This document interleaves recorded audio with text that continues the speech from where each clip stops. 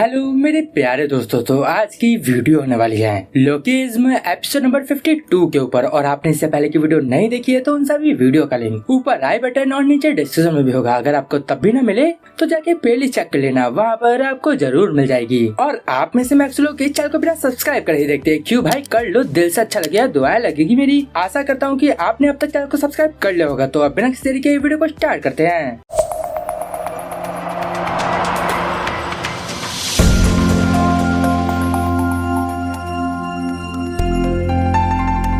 Episode की शुरुआत में हमें पास्ट की घटना दिखाई जाती है। ये पूरा एपिसोड वास्को के पास्ट पे चलेगा।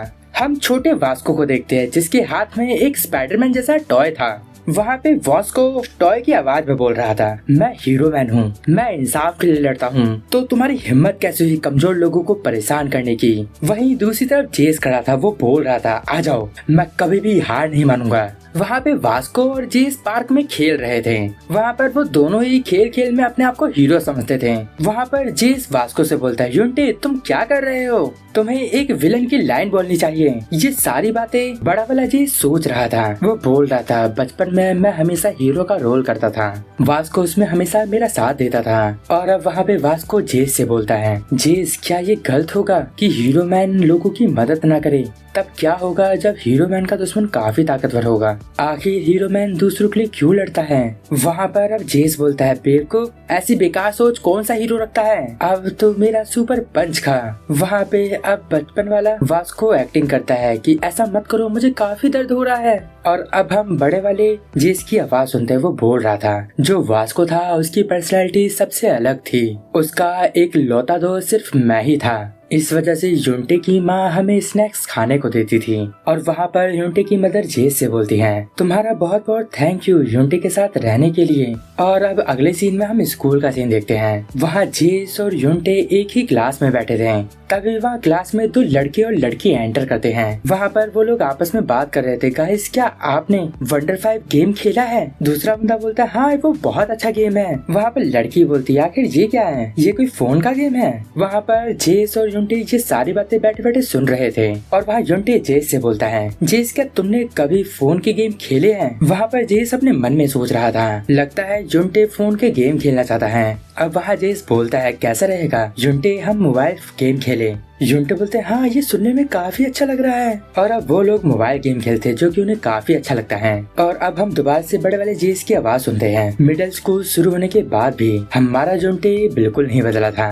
और अब अगले सीन में जेस और यूंटे कहीं बैठे थे। तभी वहाँ 3 बच्चे आते हैं। उनमें से एक जेस से बोल रहा था, आखिर तू कौन से एलिमेंट्री स्कूल में पढ़ता है? और वहाँ पे दूसरा बंदा बोल रहा था, लगता है ये तुमसे दोस्ती करना चाह रहा है। और वहाँ लड़की बोलती है, तुम्हारे कान सच में काफी बड़े हैं। और वो बोल रहे थे, कैसा रहे कि हम लोग साथ में स्नैक शॉप में चले? जेस भी उनकी बात मान जाता है। और वो यूंटे से बोलता है, कैसे रहेगा तुम भी हमारे साथ चलो? यूंटे उसकी बात मान जाता है और वो बोलता है, ठीक है, तुम वहाँ पर मुझे एक चॉकलेट मिल्क खरीद के दे देना।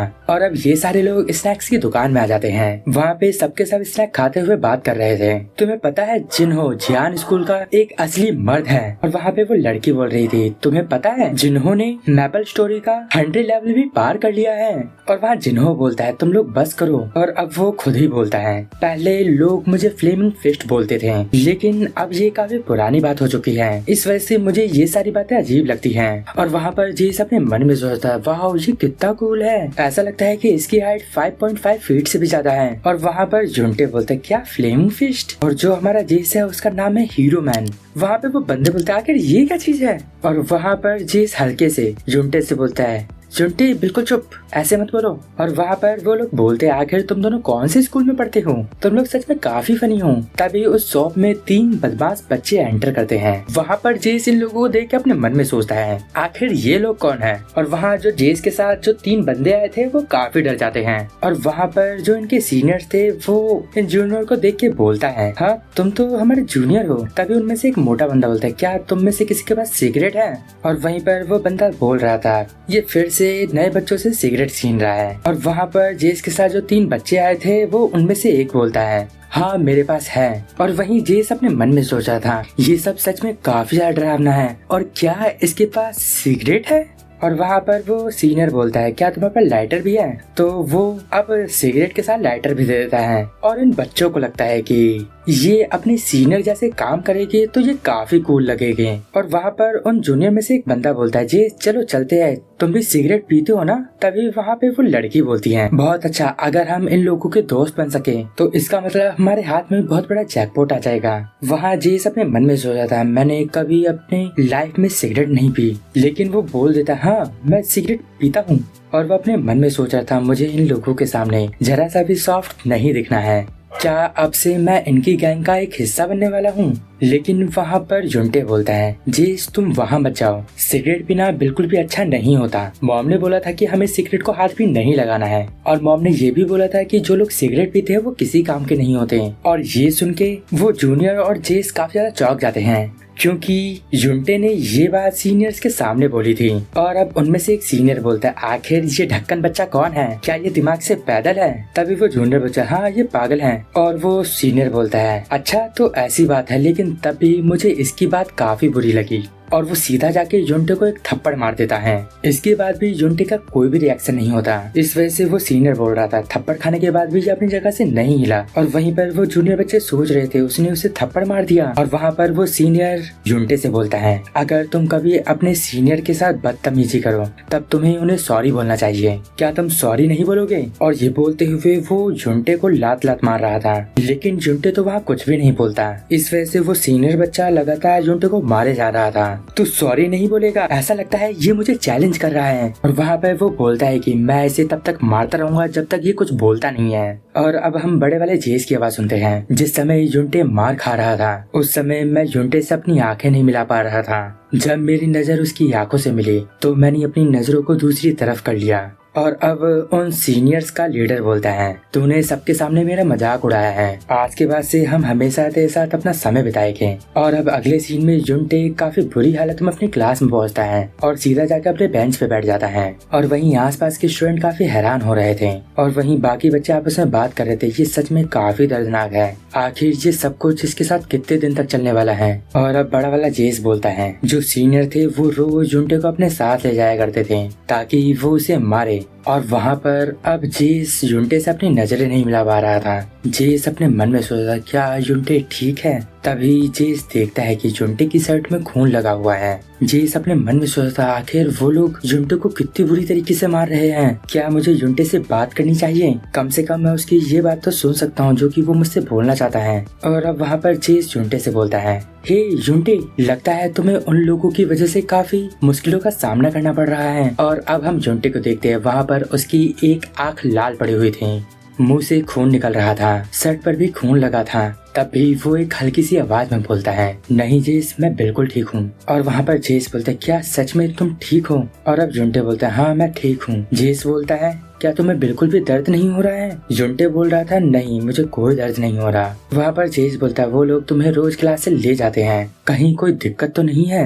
जुंटे बोलता है कोई भी बड़ी बात नहीं है। जेस अब अपने मन में सोचता है जुंटे लगता है ठीक है, वैसे भी जुंटे एक स्पेशल बच्चा है और मुझे बिल्कुल भी बुरा फील करने की कोई जरूरत नहीं है, क्योंकि जिस समय जुंटे मार खा रहा था उस समय मैं भी खतरे में था, इस वजह से मैं जुंटे की मदद नहीं कर पाया, तो मुझे अपने आप के ऊपर उस समय शर्मिंदा नहीं होना चाहिए। वैसे भी जुंटे बोल रहा है कि वो ठीक है। और अब बड़ा वाला जेस बोल रहा था उस समय जुंटे की मदद ना करने की वजह से मुझे जो शर्मिंदगी फील हो रही थी वो सब कुछ अब गायब हो चुकी थी।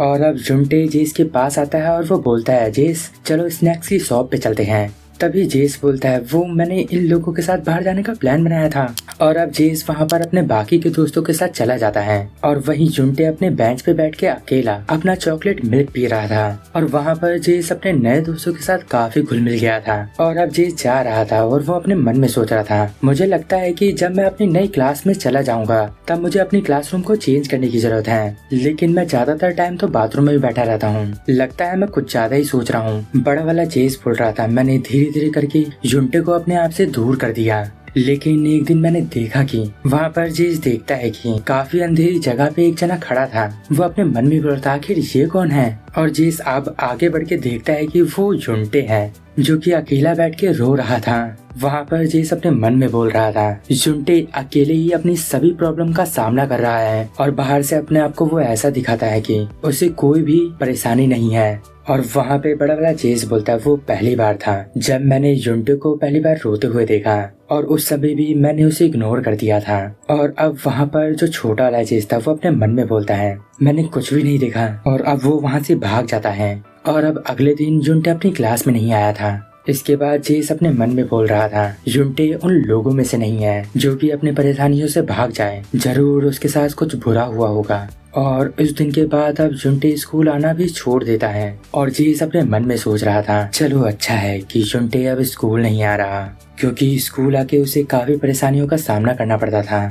और अब जेस के जो नए दोस्त थे उनमें से एक जेस से बोलता है, हे जेस। तभी वहाँ जेस बोलता है, साथ में स्नैक्स की शॉप पे चलना है क्या? तो वहाँ पे वो बंदा बोलता है, मैं तुमसे ये नहीं बोल रहा, मैं तो तुमसे कुछ और बोलना चाहता हूँ। और वो बोलता है कि मुझसे सीनियर्स ने बोला है कि जुंटे अब स्कूल नहीं आ रहा है, तो कम से कम मैं उनके पास अपने किसी दोस्त को लेके आऊँ। और वो बोलता है, जुंटे आजकल एब्सेंट है, तो इस वजह से उसकी जगह पे अब तुम्हें जाना होगा। जेस ये सुन के काफी ज्यादा हैरान हो जाता है और वो अपने मन में बोल रहा था, सिचुएशन अब बहुत ज्यादा खराब हो चुकी है। और यहीं पर ये एपिसोड एंड हो जाता है। और वीडियो को एंड करने से पहले मैं आप सबसे एक बात बोलना चाहता हूँ कि आप में से बहुत सारे लोग स्कूल में पढ़ते होंगे और काफियों की एज तो 15 से भी कम होगी। तो जो आप लोग हो ना, इस समय आपकी एज ऐसी है कि आप जो भी देखते हो आप उसे फॉलो करने लगते हो। जो भी आपके सीनियर्स करते हैं आपको वो अच्छा ही लगता है, चाहे वो सिगरेट पीना या दारू पीना ही क्यों ना हो। लेकिन ये सारी चीजें दिखने में जितनी ज्यादा कूल लगती है वो उतनी ज्यादा डार्क होती है। अगर आप इस चंगुल में फंस जाते हो तो कभी भी बाहर नहीं निकल पाते। और आज की डेट में मेरी एज 22 साल है, मैंने अपनी पूरी लाइफ में कभी भी स्मोकिंग और ड्रिंकिंग नहीं करी है, तो कम से कम मुझे ही देख के ये सारी चीजों के पीछे बिल्कुल मत जाना।